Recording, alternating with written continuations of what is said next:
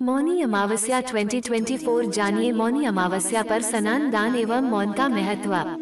मौनी अमावस्या 2024 फरवरी में कब है मौनी अमावस्या? नोट करें शुभ मुहूर्त और पूजा विधि।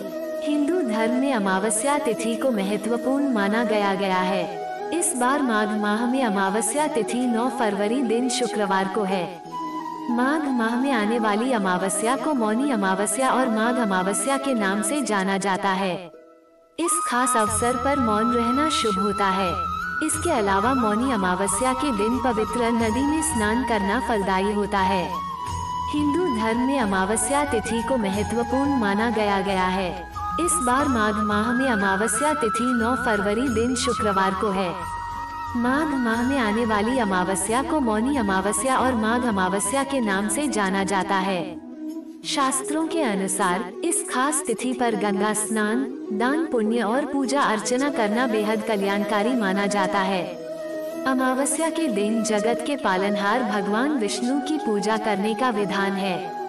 चलिए जानते हैं मौनी अमावस्या का शुभ मुहूर्त, पूजा विधि और महत्व के बारे में। पंचांग के अनुसार मौनी अमावस्या की तिथि की शुरुआत 9 फरवरी को सुबह 8:02 से होगी और इसके अगले दिन यानी 10 जनवरी को सुबह 4:28 पर तिथि का समापन होगा।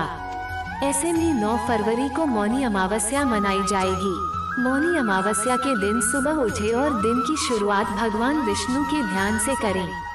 इस दिन पवित्र नदी में स्नान कर और दान करें।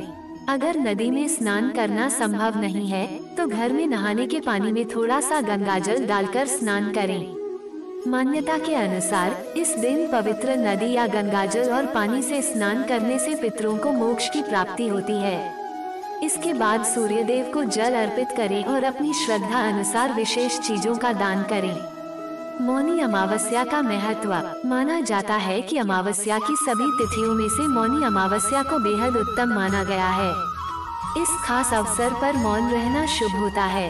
मौनी अमावस्या के दिन पवित्र नदी में स्नान करना फलदायी होता है। इस दिन श्रद्धा भाव से भगवान विष्णु की पूजा अर्चना की जाती है।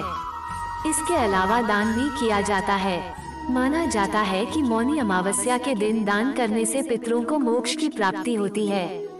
कथा मौनी अमावस्या। पुराणों के अनुसार कांचीपुरी में एक ब्राह्मण रहता था। उसका नाम देवस्वामी तथा उसकी पत्नी का नाम धनवती था। उनके 7 पुत्र तथा एक पुत्री थी। पुत्री का नाम गुणवती था। ब्राह्मण ने 7 पुत्रों को विवाह करके बेटी के लिए वर खोजने अपने सबसे बड़े पुत्र को भेजा। उसी दौरान किसी पंडित ने पुत्री की जन्म कुंडली देखी और बताया सप्तपदी होते होते ही कन्या विधवा हो जाएगी। तब उस ब्राह्मण ने पंडित से पूछा पुत्री के इस वैधव्य दोष का निवारण कैसे होगा। पंडित ने कहा सोमा का पूजन करने से वैधव्य दोष दूर होगा। फिर सोमा का परिचय देते हुए उसने बताया वह एक धोबिन है। उसका निवास स्थान सिंगल द्वीप है। उसे जैसे तैसे प्रसन्न करो और गुणवती के विवाह से पूर्व उसे यहाँ बुला लो।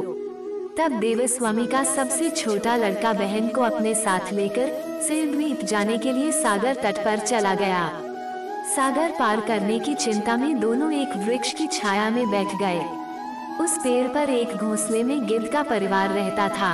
उस समय घोंसले में सिर्फ गिद्ध के बच्चे थे। गिद्ध के बच्चे भाई बहन के क्रियाकलापों को देख रहे थे। सायंकाल के समय उन गिद्ध के बच्चों की माँ आई तो उन्होंने भोजन नहीं किया। वह अपनी माँ से बोले नीचे 2 प्राणी सुबह से भूखे प्यासे बैठे हैं। जब तक वे कुछ नहीं खा लेते तब तक हम भी कुछ नहीं खाएंगे। तब दया और ममता के वशीभूत गिद्ध माता उनके पास आई और बोली मैंने आपकी इच्छाओं को जान लिया है।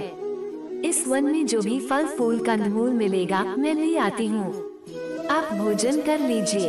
मैं प्रातः काल आपको सागर पार कराकर सिंगल द्वीप की सीमा के पास पहुंचा दूंगी।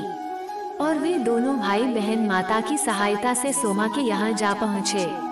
वे नित्य प्रातः उठकर सोमा का घर झाड़कर लीप देते थे।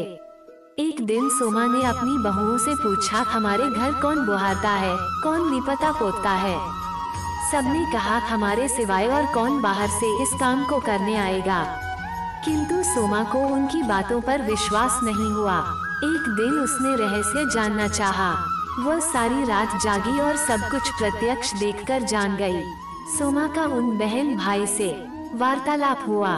भाई ने सोमा को बहन संबंधी सारी बात बता दी।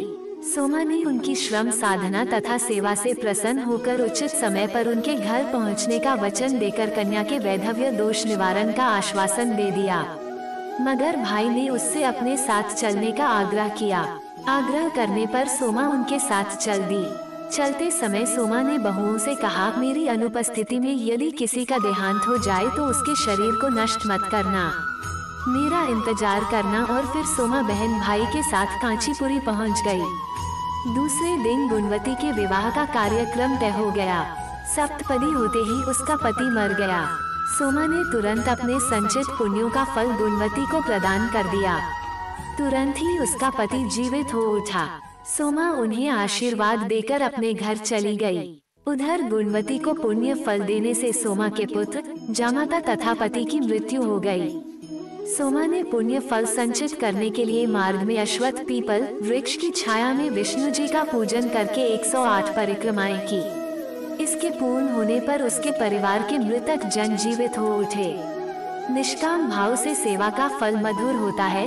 इस व्रत का यही लक्ष्य है। जय हो जगत के पालनहार भगवान श्री हरि विष्णु जी की।